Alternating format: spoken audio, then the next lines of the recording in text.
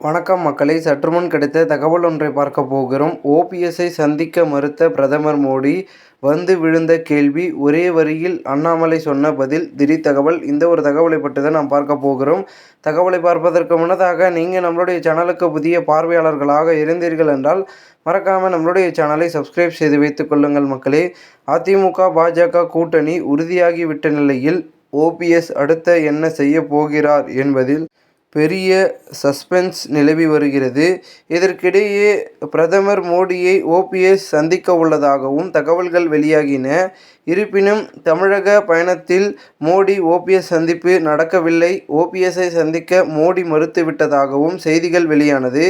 இதற்கிடையே அண்ணாமலை இது குறித்த கேள்விக்கு பதிலளித்துள்ளார்.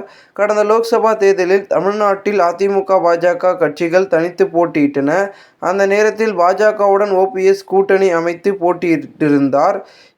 இந்த சூழ்நிலை இப்பொழுது தமிழக தேர்தல் களம் மொத்தமாகவே மாறிவிட்டது என சொல்லலாம். அதிமுக பாஜக மீண்டும் கூட்டணியை அமைத்துள்ளன. 2026 சட்டசபை தேர்தலை இரு கட்சிகளும் கூட்டணி அமைத்து சந்திக்க உள்ளன.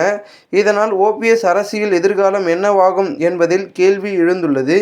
இந்த சூழலில் பிரதமர் மோடியின் தமிழக பயணத்தின் போது அவரை சந்திக்க ஓபிஎஸ் நேரம் கோரியுள்ளதாகவும் தகவல்கள் வெளியானது. இருப்பினும் இந்த பயணத்தின் மோடியை ஓபிஎஸ் சந்திக்கவில்லை. இதனால் ஓபிஎஸ் பாஜக ஓரம் கட்டுவதாக எல்லாம் செய்திகள் வெளியானது. இந்த சூழ்நிலையில் மோடியின் தமிழக பயணம் தொடர்பாக செய்தியாளர்களிடம் பேசிய முன்னாள் பாஜக மாநில தலைவர் அண்ணாமலை இது குறித்து ஒரே வரியில் பதிலளித்துள்ளார். இது குறித்த கேள்விக்கு அவர், இது தொடர்பாக எனக்கு எதுவும் தெரியாது. பிரதமர் மோடியை சந்திக்க ஓபிஎஸ் நேரம் கேட்டிருந்தாரா என்பது குறித்து எனக்கு தெரியாது. இந்த விவகாரத்தில் பதில் சொன்னால் அது சரியாக இருக்காது என்றும் மட்டும் பதிலளித்தார். தொடர்ந்து தமிழகத்திற்கான பாஜகவின் திட்டங்கள் குறித்து பேசிய அவர், நதிநீர் இணைப்பு என்பது பாஜகவின் கனவு, பாஜகவின் கொள்கை என்றும் சொல்லலாம். நான் இப்பொழுது 2014இல் இருந்து பார்த்ததால் 3வது ஆட்சியில் இருக்கிறோம். ஒவ்வொரு திட்டமாக பாஜக நிறைவேற்றி வருகிறது. விரைவிலேயே நதிநீர் இணைப்பையும் நடத்தி காட்டுவோம். இதற்கு சுற்றுச்சூழல் அனுமதி என பல வேலைகள் இருக்கிறது. ஆனால் நிச்சயம் நதிநீர் இணைப்பை செய்து காட்டுவோம். அதில் குறிப்பாக கோதாவரி, காவேரி நதிகளை இணைப்போம்.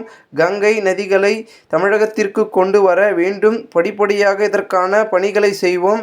ஒவ்வொரு ஆண்டு வட இந்தியாவின் ஏற்படும் வெள்ளத்தால் ரூபாய் 2.5 லட்சம் கோடி மதிப்பில் மக்களுக்கு இழப்பு ஏற்படுகிறது. மறுபுறம் தென்னிந்தியாவில் குறிப்பாக வறட்சி தொடர்ந்து இருக்கிறது. நமது தமிழகத்தில் மாநிலத்திலேயே உற்பத்தியாகும் பெரிய நதி எதுவும் இல்லை. இதனால் கோதாவரி, காவிரி நதி நீர் இணைப்பு முக்கியத்துவமாக இருக்கிறது என்றார். தொடர்ந்து சிபில் ஸ்கோர் குறித்து பேசிய அவர், எதிர்க்கட்சி தலைவர் சிபில் ஸ்கோர் அமைப்பில் இருந்து விவசாயிகளுக்கு விலக்கு அளிக்க வேண்டும் என்ற கோரிக்கையை முன்வைத்துள்ளார். இது தொடர்பாக மத்திய அரசு தொடர்ந்து பரிசீலனை செய்து வருகிறது. விவசாயிகளுக்கு சிபில் ஸ்கோர் கொண்டு வருவது கடினம், அது புரிகிறது. அதே நேரத்தில் மத்திய அரசு எனக்கு யாரிடமும் சிபில் ஸ்கோர் வைத்திருக்க சொல்லவில்லை. அந்தந்த வங்கிகளே இதனை போடுகிறது. விவசாயிகள் மாதம் சம்பளம் வாங்குவோர் இல்லை. அப்படி மாதம் சம்பளம் வாங்கி இஎம்ஐ கட்டினால் சிபில் வரும். ஆனால் விவசாயிகளுக்கு 3 மாதங்களுக்கு ஒரு முறை அறுவடை தான் வருமானம் வரும். எனவே அவர்களுக்கு சிபில் ஸ்கோர் போடவே முடியாது. எனவே விவசாயிகளின் கடன் வாங்க வரும்போது சிபில் கேட்பது சரியாக இருக்காது என்பதே பாஜகவின் கருத்து என்றார். இந்த ஒரு தகவல் தற்பொழுது அரசியல் வட்டாரங்கள் பேசும் பொருளாக இருக்கிறது. இந்த ஒரு தகவலை குறித்த பொதுமக்கள் உங்களுடைய கருத்துக்களை கமெண்ட் மூலமாக தெரிவிங்கள்.